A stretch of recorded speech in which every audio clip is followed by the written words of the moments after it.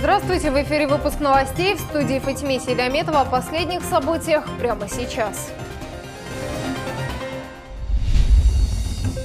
На законных основаниях около 20 жителей поселка Мирное получили право оформить свои участки.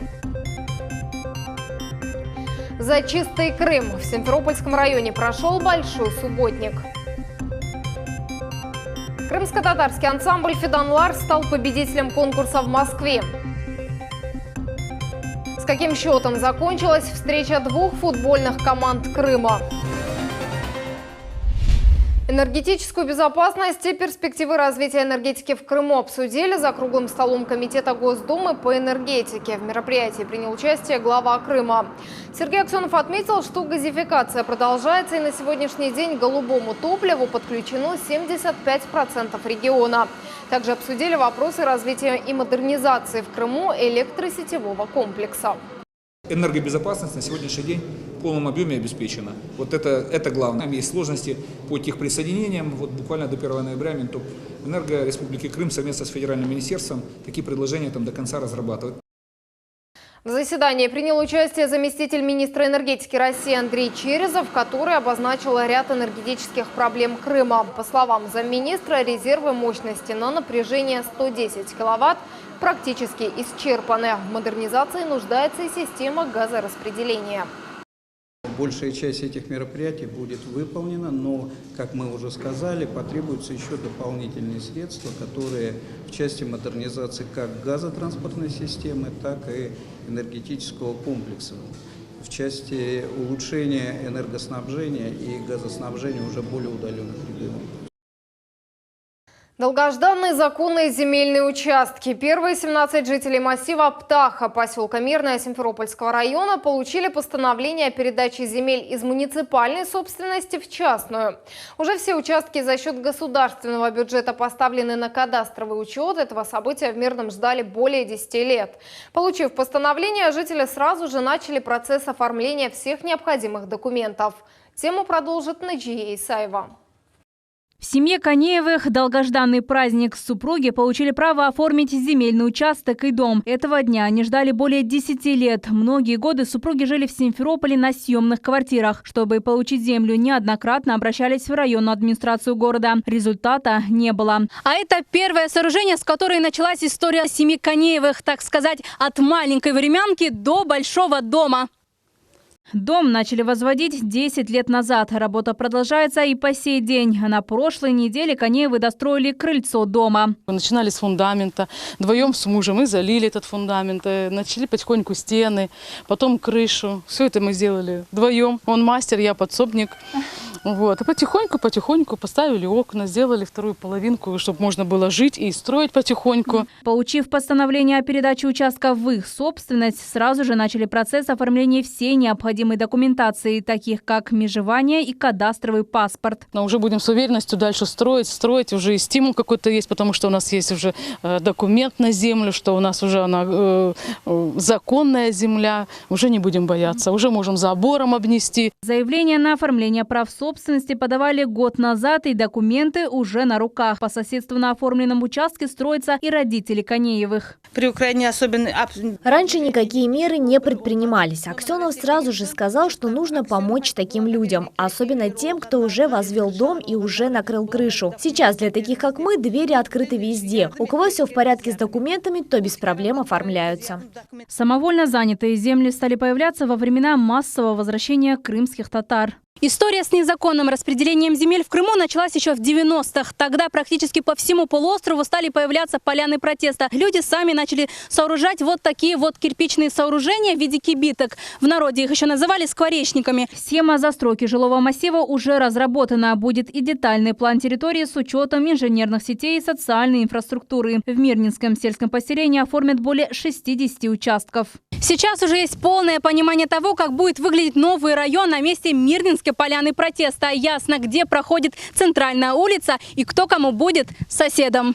За счет государственного бюджета все участки поселка Мирное поставлены на кадастровый учет. Жители Птаха рады, что на их проблему обратили внимание. С людьми общались очень плотно и близко. И не только я, мы обращались и в правительство, тоже общалось. Но да, есть люди, которые действительно теряли надежду. Говорили, что нет, это не решится, это все заглохнет. Но были стойкие люди, которые все-таки продолжали верить. Бегали, добивались, правительство услышало, выдало. Все решается потихоньку. В Мирном решили узакониться не только семья Конеевых. Другие люди тоже подали документы на официальное получение участков и оформление возведенных домов.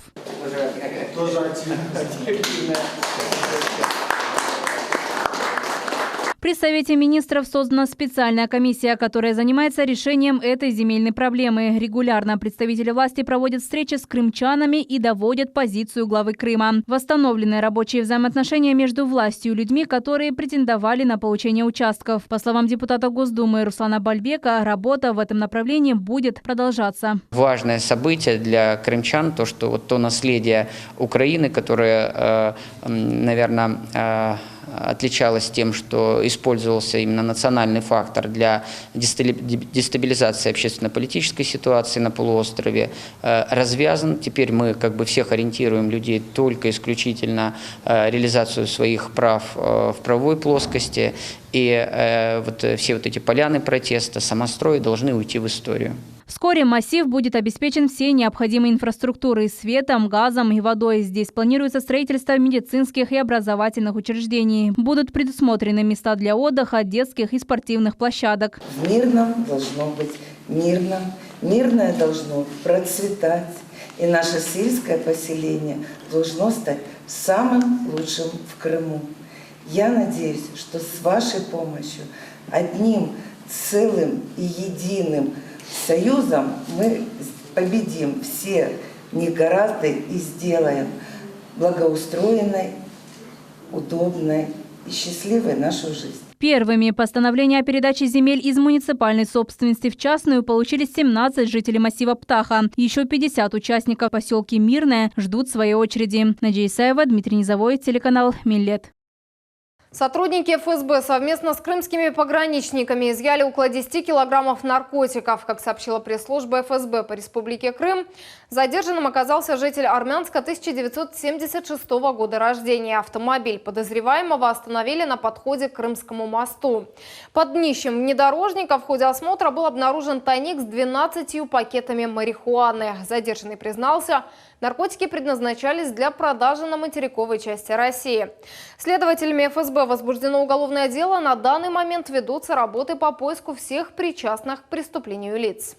Более 500 000 тонн мусора вывезли со стихийной свалки в селе Чистенькое Симферопольского района. В субботнике приняли участие волонтеры, представители власти, общественники и местные жители. К экологической акции «За чистый Крым» присоединилась и наша съемочная группа. Подробности расскажет Султания Ситакаева.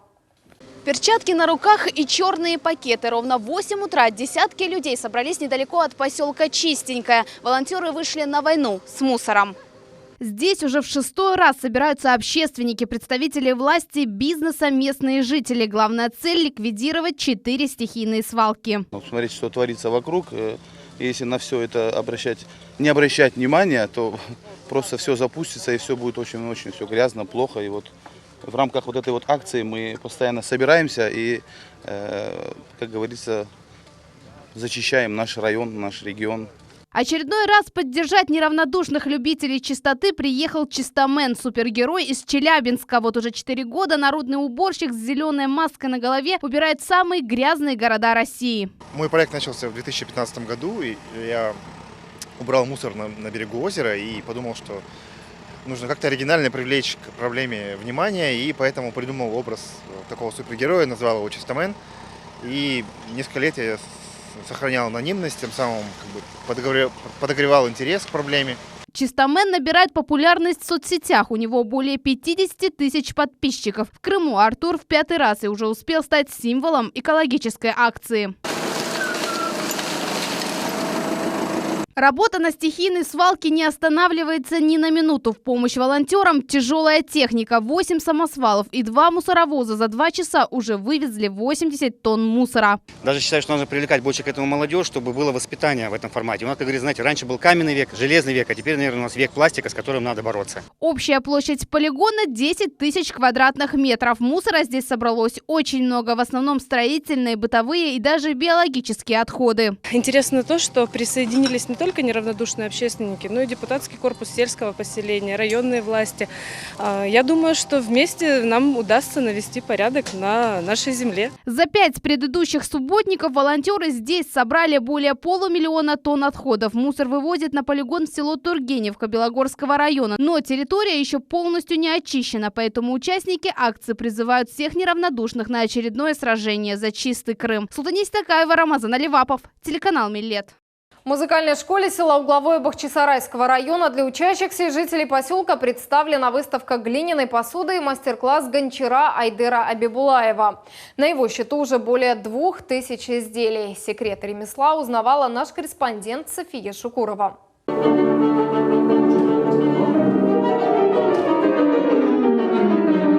Классическая музыка в исполнении студентов. Так, в стенах музыкальной школы села Угловое впервые встречают учащихся и жителей поселка, которые пришли на открытие выставки. Спасибо родителям на том, что они отправляют своих детей на учебу в школу музыкальную.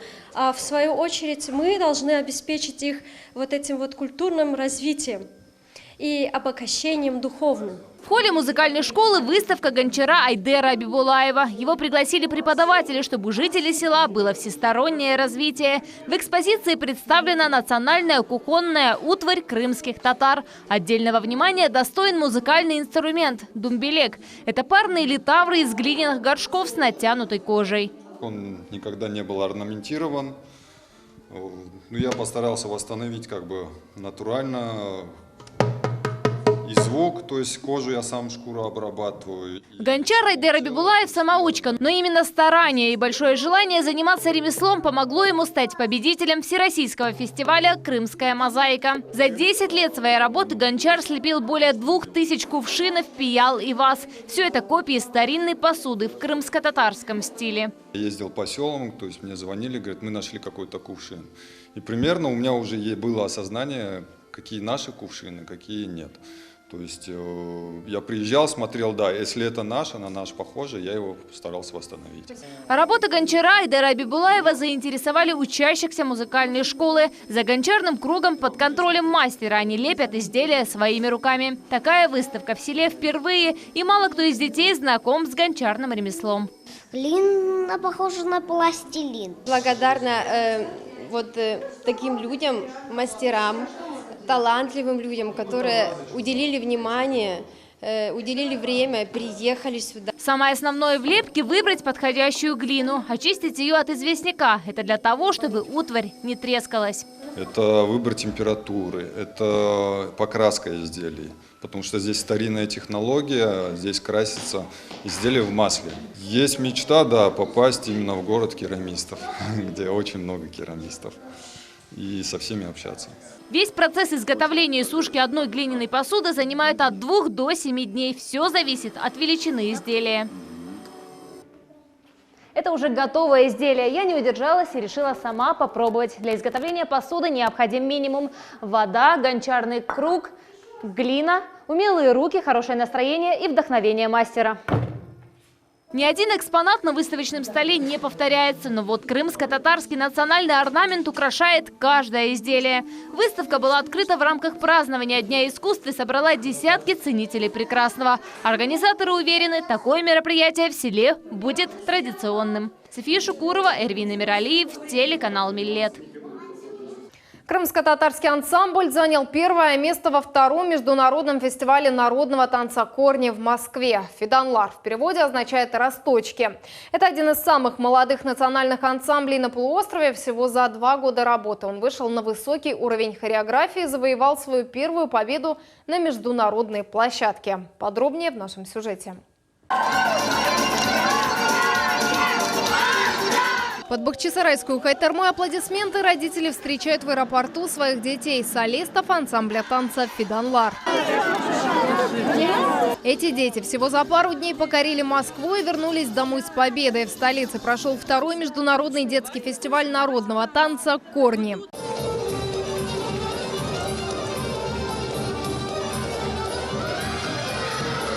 На сцене танцоры в возрасте от 9 до 12 лет. Они исполняют старинный танец Явлук-Оена – танец с платком. Юные солисты с первых секунд покорили публику. Номер завершился под бурные овации. И зрители, и жюри, и судьи, и руководители наших конкурентов, они говорили о том, что культура, колорит крымских татар очень яркий, и что костюмы очень были красивые. Одни из самых ярких, вот это честное слово было так. Как рассказывают сами солисты, к конкурсу готовились не один месяц. За первое место боролись всеми силами. У нас были улыбка, у нас были трюки, у нас красивые были руки. Мы как команда работали. Те, тоже работали как команда. Считай, мы вкладывали всю свою любовь, всю свою душу в этот танец. Кто-то плакал отчасти, кто-то кричал отчасти. Прыгали все. Фестиваль «Корни» создан, чтобы сохранить танцевальные традиции разных народов. В этом году мастерство хореографии представили более 20 команд из разных стран. Все участники показали высокий уровень подготовки. Одержать победу было нелегко, рассказывает художественный руководитель ансамбля «Фиданлар». Даже переживал, даже сомневался. Но тогда, когда назвали крымско-татарский ансамбль «Фидан», мы первые, ахла моя пошла.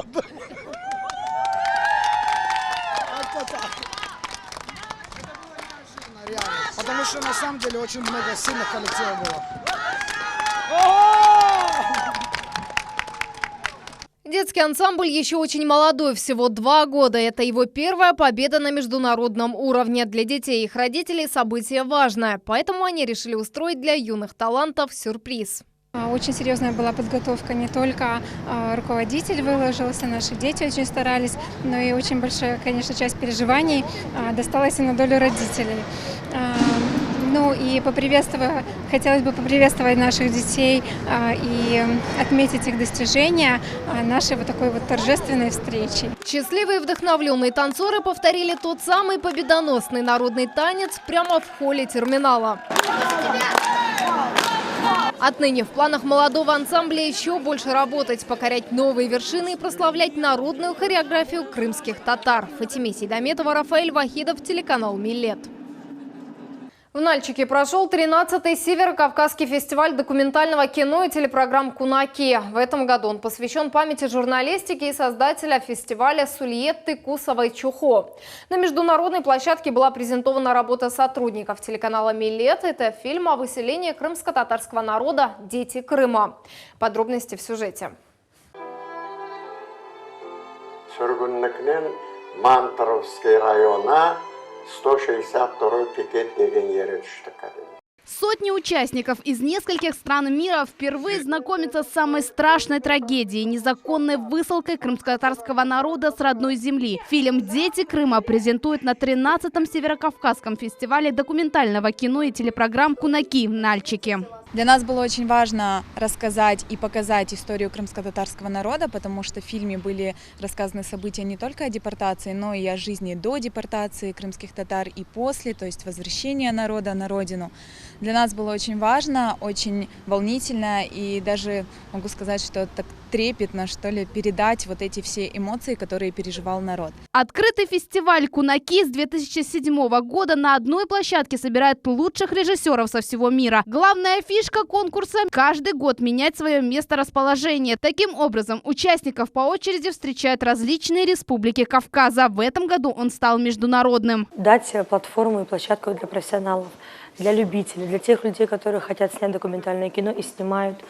Дать им возможность общения, коммуникации, друг другу показать, какие мы разные. Создать добрую атмосферу для всех участников, которые хотят показать профессиональное документальное кино. Свои работы представили более 350 режиссеров с России, Кыргызстана, Казахстана, Сербии и Белоруссии. Из них более 55 работ прошли в финал. Я отправлял работу, самую короткую в нашем фестивале. За это меня многие благодарили. Это работа рассказ девчонки о своем маленьком ауле. Та любовь, то трепетное чувство девчонки к своему родному месту, это передавалось по видео. Мы старались его сделать для школьников. И многим школьникам это понравилось, и многие решили оставить этот фильм в своих кинотеатрах. Моя цель удалась. И вот долгожданный момент награждения победителей, аплодисменты зрителей, похвала от членов жюри и заслуженные подарки. Спасибо большое членам жюри за то, что высоко оценили нашу работу. Дмитрий Семибратов занял первое место в номинации «Культура и искусство». В своем фильме он показал жизнь артистов балета. Я восхищен, правда, фестивалем. В прошлом году мой фильм участвовал здесь, и мне не удалось побывать. А в этом году я побывал. Вчера мы играли в бильярд вечером. Вот. И теперь уже мои новые друзья, крымские татары, киргизы, дагестанцы, русские. Мы все играли за одним столом, проигравших не было. Я благодарен фестивалю за то, что он позволяет вот так вот в неформальной такой обстановке общаться народом России. Фильм телеканала «Милет. Дети Крыма» также нашел своего зрителя в Кабардино-Балкарии, а члены жюри наградили специальным дипломом. Спасибо вам, прекрасная работа, очень глубокая. А вы же автор, вы там ведущий. Вы знаете, прекрасно, удивительно, деликатное ведение передачи на уровне документального кино. Просто великолепно. Спасибо, спасибо большое. 5 победителей получили денежные призы 70 тысяч рублей и специальная награда гран-при имени организатора «Силуэты» Кусовой-Чухо в размере 100 тысяч рублей. Урахтою или свадьбу серпа отметили крымские караимы. Во дворе храма Кинасы в Симферополе собрались представители этого народа со всего полуострова. Они готовили национальные блюда, пели песни и общались. Над металлической беседкой, увешанной фруктами, была прочитана благодарственная молитва за хороший урожай в этом году. Наши хозяйки приготовили традиционные блюда крымских караимов, крымские пирожки, всем известное национальное блюдо, которое по-настоящему готовят действительно только крымские караимы. Есть кубыте, есть учкундур, это маринованная свекла, пуза. Конкурс заключается в том, чтобы блюдо было не просто красивым, а еще и правильно приготовлено, правильной формы, красиво подано. Вот у нас жюри, я думаю, будет очень тяжело выбрать сегодня победителя, потому что действительно блюда все как на подбор. Крымские караимы ежегодно отмечают праздник урожая. На полуострове проживает около 500 караимов. Такие мероприятия для малочисленного народа – возможность встретиться, сохранить историческую память и передать знания от старейшин молодому поколению. Празднуем, как и все крымчане, то есть в ритуальной беседке, как правило, в Кинаса развешиваются фрукты, так сказать, дары полей. И детвора, как правило, это детвора весело по возможности их срывает. Взрослые тоже традиционно пьют вино, едят караимские блюда или крымские блюда. В Симферополе прошла масштабная сельскохозяйственная ярмарка. Свои товары по низким ценам представили более 250 предпринимателей. Ярмарка прошла в преддверии Дня народного единства. Поддержать крымских производителей – главная цель ярмарки. Репортаж Софии Шукуровой. Около 250 сельхозпроизводителей представили на ярмарку свою продукцию. Это саженцы, соленья, овощи, фрукты, мясо, колбасы. А самое главное, здесь доступные для покупателей цены. Они на 15, а то и 20% ниже рыночных. Торговые павильоны завалены продуктами. Ярмарка работает в Симферополе и собрала торгашей со всего полуострова. Это единственная возможность для сельхозпроизводителей реализовать свою продукцию напрямую покупателям. Как результат – низкие цены. Перекупщики зарабатывают больше, чем мы. Потому что с дома они у нас берут по 5, на привоз привозят по 10, привоз свои, еще 3 рубля, 5 рублей накидывают. И в оконцове людям получается зелень 20-25 рублей на прилавку.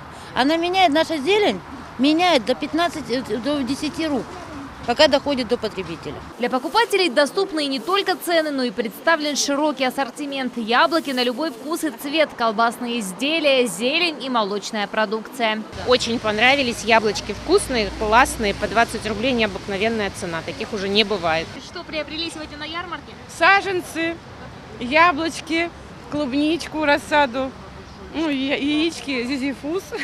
Что можете сказать по ценам? Приемлемые. Мед, конечно, дороговатый. Приемлемые. Особенно саженцы порадовали. Очень, почаще надо здесь делать ярмарки. Почаще. Каждый продавец на ярмарке предлагает попробовать свой товар. Шикарная продукция. Можем и вам дать попробовать. Больше всего людей у мясных прилавков. Фермеры удивляют не количеством продукции, а ее качеством. Мяско домашнее выращивают, понимаете, это чуть дороже продают, это дешевле обычно. Так, обязательно надо ярмарку, крымская, местная. Айдер Абибулаев – пасечник из села Пожарское. На ярмарку привез несколько видов меда – разнотравье, горный, акация и липовый. За несколько часов продал почти 20 литров. Спросом пользуется горное разнотравье. Летом работаем только на пасеке, а зимой нам надо что-то продать. А на рынках как бы это и цена другая, и все уже занято. И хорошо руководство, что оно организует такие вот мероприятия, как ярмарки, что мы именно свое можем продать. По ценам от 200 рублей разнотравие. Конкуренция здесь серьезная, но товары раскупают быстро. За день на ярмарке крымские аграрии реализовали более 200 тонн продукции. До конца года на территории Симферополя запланировано еще 2 республиканские ярмарки. София Шукурова, Герай Абдулаев, телеканал Миллет. 10-й тур чемпионата премьер-лиги КФС завершился со счетом 2-0 в пользу команды Евпатория. Матч двух команд Евпатория-Кызылташ проходил на футбольном поле Скифа. За игрой наблюдала наш корреспондент Севиля Меметова. Небольшая разминка, построение и свисток о начале игры. На футбольном поле «Скиф» Новопавловке 2 команды – Кызылташ и Евпатория. На 26-й минуте игры первым забивает гол футболист команды Евпатория Длявер Нуридинов. Считаю, первый тайм полностью был под контролем. Много еще не забили, 1-0 это так, можно сказать, надо было больше, 2-3-0. Бахчисарайцы не сдают позиции и всячески пытаются играть на половине поля соперника. Поддержать футболистов пришли преданные фанаты. Рамазан Велишаев на протяжении 2 лет отслеживает и приходит на все матчи команды «Кызылташ». Среди футболистов у него уже есть свои фавориты. У меня любимый игрок Анзор, он и пришел в Ставрии в «Кызылташ». Им надо собраться и идти в атаку с мячом. И наступлять соперникам забить. Прошел первый тайм, счет 1-0 в пользу евпаторийцев. Удастся ли отыграться бахчисарайцам, покажет время. Из-за травмы Анзор Шурдумов вынужден покинуть поле в середине игры. Футболист сожалеет, что на этот раз не удалось выложиться на все 100%. Результатом игры, конечно, опять же, повторюсь, мы недовольны. У нас перед каждой игрой стоит максимальная задача, только победа. По словам президента команды «Кызылташ», футболисты часто совершают одни и те же ошибки. Достаточно сложная игра была. И с точки зрения игры наших футболистов и качества игры соперника, как по мне, то в принципе счет соответствует игре. На оба гола мы сами себе, собственно говоря, организовали. Первый за счет того, что нарушили на игроке в штрафной зоне и получили пенальти. Второй пропустили игрока. История личных встреч между Кызылташем и Евпаторией насчитывает 9 официальных матчей. В 5 играх победу праздновали евпаторийцы, дважды побеждали бахчисарайцы. А еще в 2 случаях была зафиксирована ничья. Следующая игра команды Кызылташ состоится 23 октября на стадионе «Фиолент» с лидером чемпионата Симферопольской ТСК «Таврии». Севиля Меметова, Дмитрий Низовой, телеканал Миллет.